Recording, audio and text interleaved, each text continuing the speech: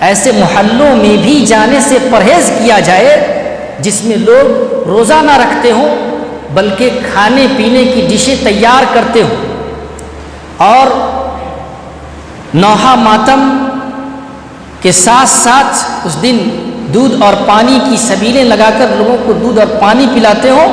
خالف الیہود، یہود کی مخالفت کرو، وصوم التاسع والعاشر، اور 9 اور 10 محرم کا روزہ رکھو۔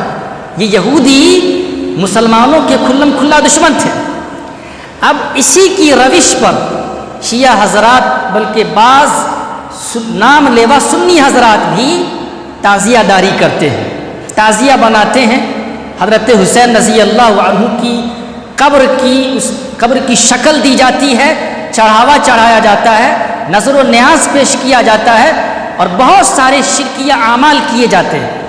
اور بھولے بھالے مسلمان جو جہالت کی وجہ سے ایسی مجلسوں میں صرف مزے کے لیے یا عیش پرستی کے لیے شرکت کرتے ہیں، تو ایسے لوگوں کی مجلسوں میں شرکت کرنا بھی گناہ ہے۔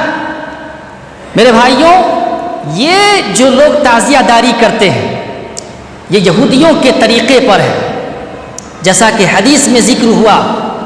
حضرت ابو موسیٰ رضی اللہ عنہ بیان کرتے ہیں کہ یوم عاشوراء کو یہودی لوگ عید کا دن تصور کرتے تھے، عید کا دن جو کہ خوشیوں کا دن ہوتا ہے۔ بعد رمضان شہر اللہ المحرم، سب سے فضیلت والا روزہ ماہ رمضان کے بعد محرم کا روزہ ہے، اور فرض نماز کے بعد سب سے فضیلت والی نماز تہجد کی نماز ہے۔ عن عائشہ رضی اللہ عنہا قالت كانت قریش تصوم یوم عاشوراء، كانت قریش تصوم عاشوراء وكان رسول اللہ صلی اللہ علیہ وسلم یصوم۔ حضرت عائشہ رضی اللہ عنہا بیان کرتی ہیں کہ قریش عاشوراء کا یعنی 10 محرم کا روزہ رکھا کرتے تھے، تو رسول اللہ صلی اللہ علیہ وسلم بھی روزہ رکھا کرتے تھے اس دن کا۔ فلما هاجر الى المدینہ فصام، آپ صلی اللہ علیہ وسلم نے جب مدینہ منورہ کی طرف ہجرت کی تو آپ نے اس دن کا روزہ رکھا، وامر بصیامہ، اور آپ نے اس دن روزہ رکھنے کا حکم بھی دیا۔ فلما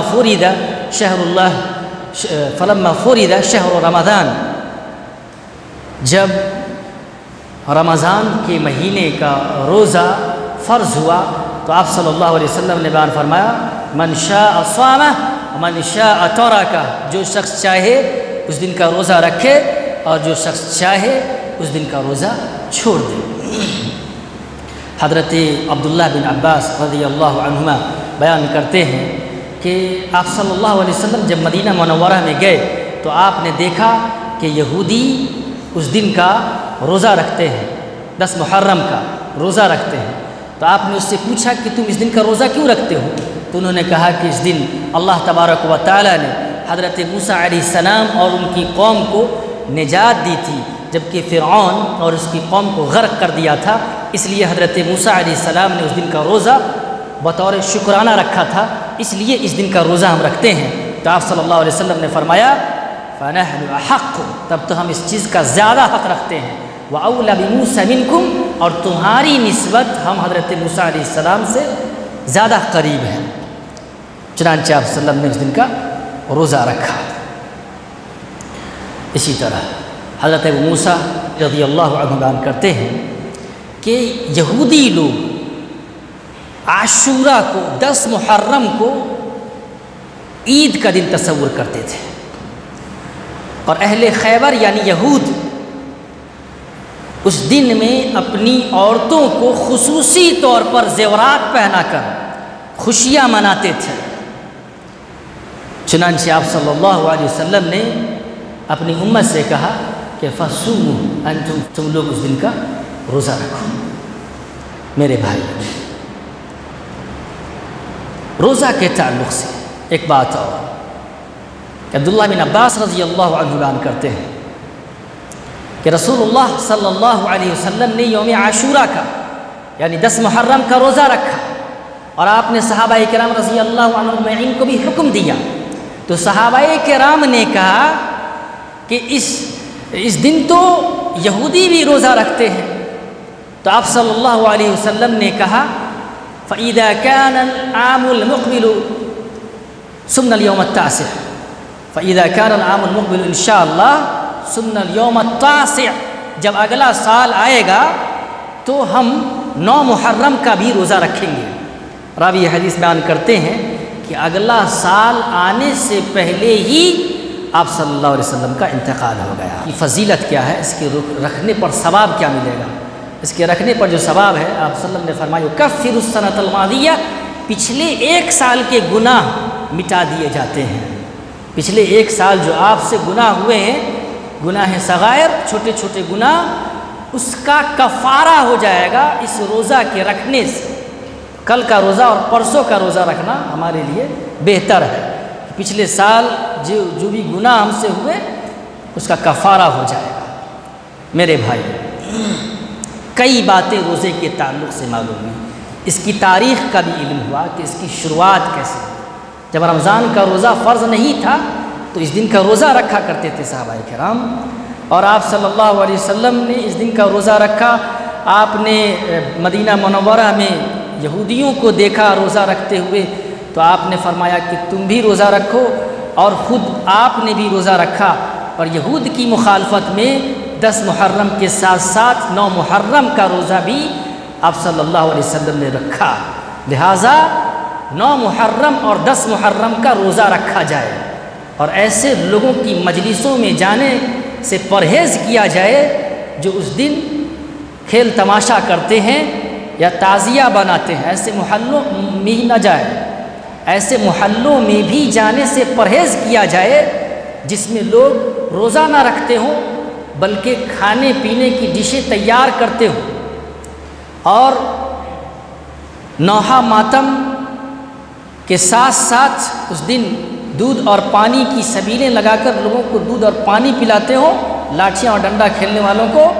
تو ایسے لوگوں کی مجلسوں میں جانے سے پرہیز کیا جائے، کیونکہ یہ ساری کی ساری چیز بدعات و خرافات ہے، اور مذہب اسلام سے دشمنی رکھنے والوں کی ایک چال ہے۔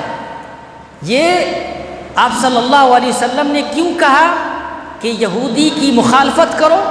خاص طور پر یہودی کی مخالفت کا ذکر ہوا کہ آپ نے فرمایا خالف الیہود۔ عبداللہ بن عباس رضی اللہ عنہ بیان کرتے ہیں خالف الیہود، یہود کی مخالفت کرو، وصوموا التاسع والعاشر، اور 9 اور 10 محرم کا روزہ رکھو۔ یہ یہودی مسلمانوں کے کھلم کھلا دشمن تھے۔ اب اسی کی روش پر شیعہ حضرات بلکہ بعض نام لیوا سنی حضرات بھی تعزیہ داری کرتے ہیں، تعزیہ بناتے ہیں۔ حضرت حسین رضی اللہ عنہ کی قبر کی شکل دی جاتی ہے، چڑھاوا چڑھایا جاتا ہے، نظر و نیاز پیش کیا جاتا ہے، اور بہت سارے شرکیہ اعمال کیے جاتے ہیں۔ اور بھولے بھالے مسلمان جو جہالت کی وجہ سے ایسی مجلسوں میں صرف مزے کے لیے یا عیش پرستی کے لیے شرکت کرتے ہیں، تو ایسے لوگوں کی مجلسوں میں شرکت کرنا بھی گناہ ہے۔ میرے بھائیوں، یہ جو لوگ تعزیہ داری کرتے ہیں یہ یہودیوں کے طریقے پر ہے، جیسا کہ حدیث میں ذکر ہوا۔ حضرت ابو موسیٰ اشعری رضی اللہ عنہ بیان کرتے ہیں کہ یوم عاشوراء کو یہودی لوگ عید کا دن تصور کرتے تھے۔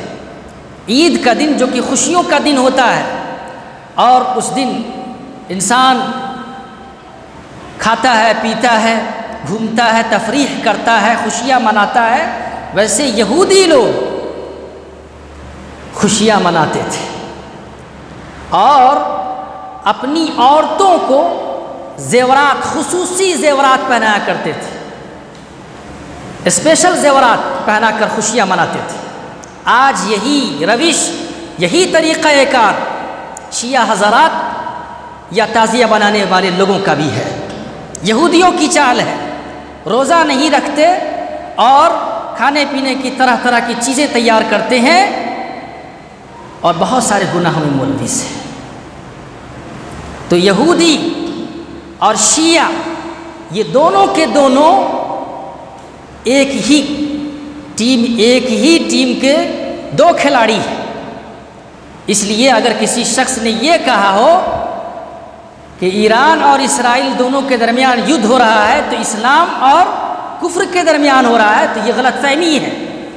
یہ شیعہ حضرات صحابہ کرام کے دشمن، صحابہ کرام کے خلاف بدگمانیاں رکھنے والے اور صحابہ کرام رضی اللہ عنہم اجمعین پر الزام و اتہام لگانے والے اور حضرت علی رضی اللہ عنہ کی تعریف میں مبالغہ آرائی کرنے والے